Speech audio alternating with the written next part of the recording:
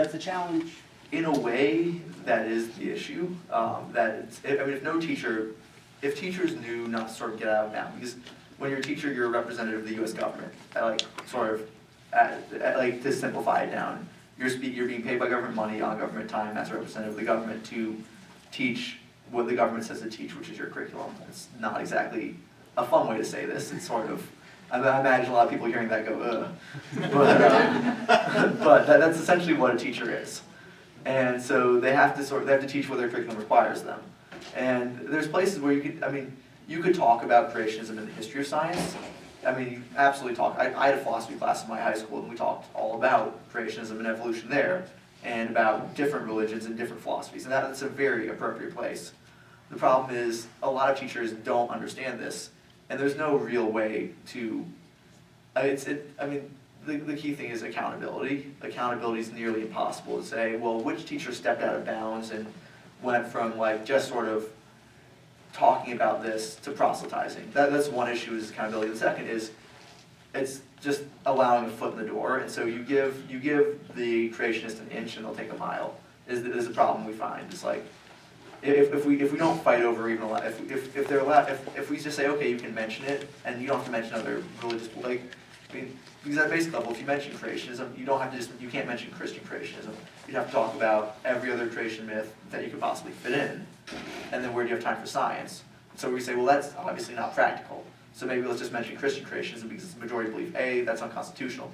B, it won't just be mentioned, and setting it up as a scientific theory equal with evolution will completely undermine it. So it's sort of hard to do it in a practical way, which is why I would say, let's do it on a college level. That's where you see a lot more interdisciplinary work anywhere, where it's more emphasized. And so that's sort of the ideal place rather than high school, to just have accountability in the high school. And as kids get older, and it's no longer, my brain's fully developed at this point, and most of y'all's, I imagine, have too. And so you're more able to sort out through yourselves and take upper level classes. And that's my take on that. So, kind of a lighthearted comment and a real question. Are you looking forward to the debate between Mr. Ham and Bill Nye at the Creation Museum? And, where do you think this will go? Do you think this will garner enough national attention that we can actually have a conversation about this? So, I have a lot of thoughts on that. So, Ken Ham, first, is the head of the Creation Museum. He challenged me to a debate last year. I didn't accept because you normally don't accept debates with creationists as a general rule, because it's not about, they don't debate fair. It's not about, they like to throw, there's actually a debate term coined called the Gish Gallop after a creationist, where they just sort of threw out arguments continually, and just the idea is you can't refute them fast enough to win the debate. So that's how the debate, so that's one reason, you just don't want to do that. Secondly, just doesn't, I will only really debate if I think I have a reasonable chance of cracking their audience. So I've debated Discovery Institute when they invited me onto their sort of pet radio network, the Salem News Network. So it's I will never reach these people any other way. So I will go on there and debate them. But I won't go on. I won't go on there unless there's sort of a legitimate reason to. Anyway, so I thought though, since he challenged me to a debate, obviously I should come visit the Creation Museum for the Nye debate at least, right? And I could go cover it. I was going to work with it's a sort of online new media outlet, Vocative, and I was supposed to work with them. We started talking with the Creation Museum about press access, and they were not very interested in having me. They explained I was an uncredentialed blogger. I sent them my bylines back. They didn't answer me after that. And I tried to call Ken Ham and get him to let me in. That didn't work either. So I'm sad I will not be able to attend.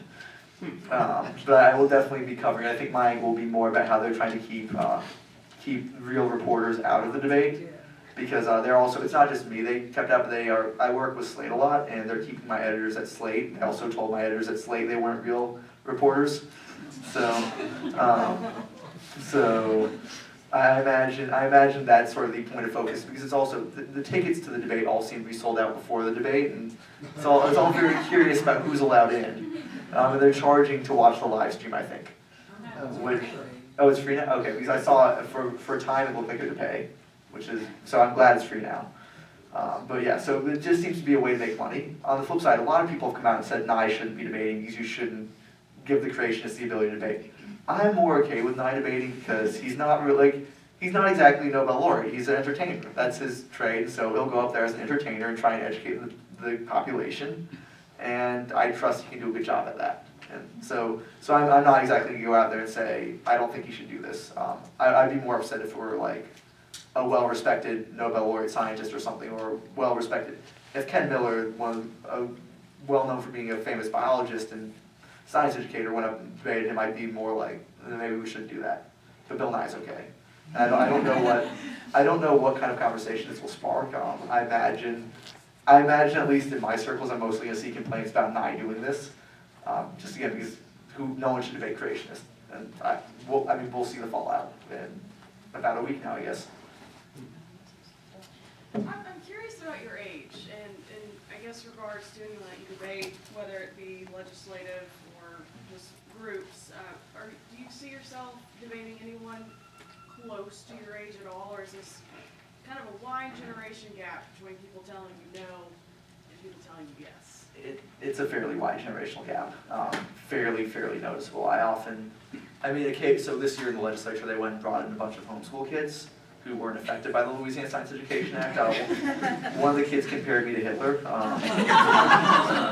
but it said Hitler was a propagandist, Zack Kopplin was a propagandist, so that was fun.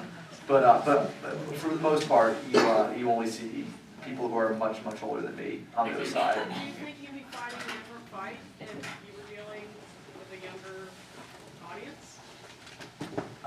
If I were dealing with a younger audience, I think we'd have more. I think our generation accepts science a lot better, so I think it would be an easier fight. On sort of the mechanics of, if I were having to debate kids, I don't think that would be happening that much, but on a fundamental level, the reality I think is on my side, and so I think I could make the same points and still be where I am. That's sort of the key thing. Is it's less about my age and much more about evolution is real. Well, I'm just wondering if, 30 years from now, if that's kind of close to what you're debating, if we're going to see a different kind of shift, or if we're still going to be having the same conversation. I don't know. I don't really know what I'm asking. But. The only thing what I can say there is I don't know what it'll look like in 30 years. I'm hoping my work will make it not the same debate, because if it's the same debate, then I've definitely failed in 30 years. And that's what I can say there. The problem that you talk about with any kind of theistic, being able to hold in your mind a scientific viewpoint of the world which you would consider credible, and a theistic viewpoint at the same time.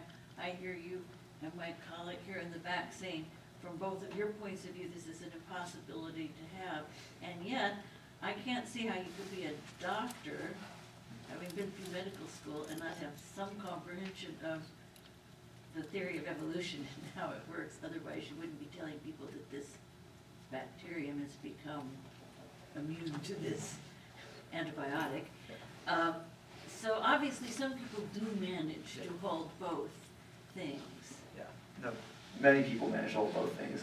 Some people don't, Some people don't, and some many people do.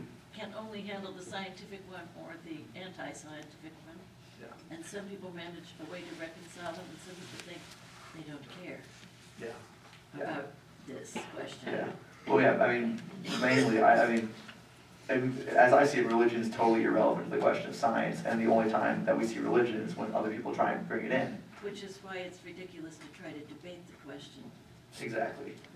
So whether people view it in conflict or not is something that I think is for themselves to sort out. And I think I know many people don't find it in conflict. I know, again, as we've talked about, there are people who do, absolutely, many people who do too. But on a fundamental level, it's still not science, and so it's a separate sphere from the science classroom, and it doesn't belong there. And sort of and so I often get asked about religion, and my consistent answer is I'm not going to talk about my beliefs because it's irrelevant. I'm not talking about beliefs. I'm talking about science.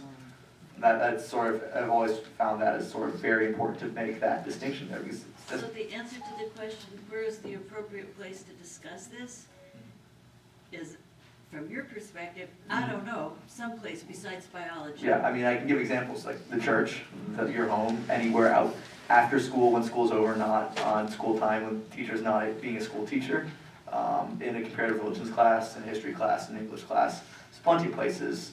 I mean, this gets into a lot of other issues you hear, like, if you watch Fox News for about 5 minutes, you'll hear a lot of people complaining about no more school prayer. It's like anyone who wants to pray themselves can pray. It's just you can't do it as a school-sponsored event. Because that would be an endorsement of a specific religion, which is a violation of the First Amendment.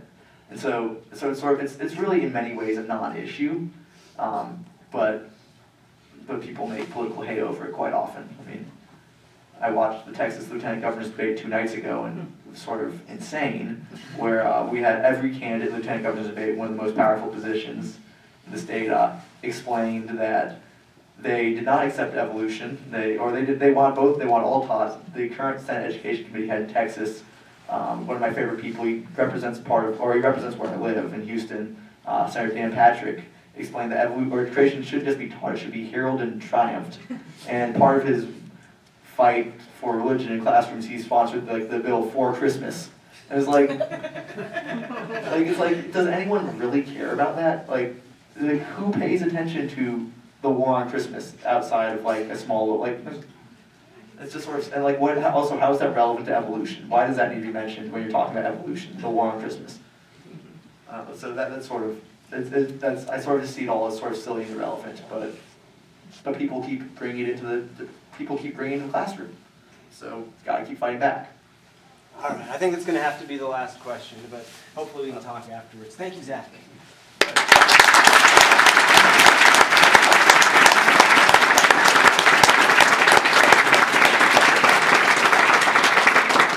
All right, Zach will be talking here tomorrow at 11:10 about his life as an activist, so be sure to come back for that. You can talk about many of those things tomorrow. And remember, look for the columns on Sunday, and come back Monday at 7 p.m. for our responses. This wasn't the last word.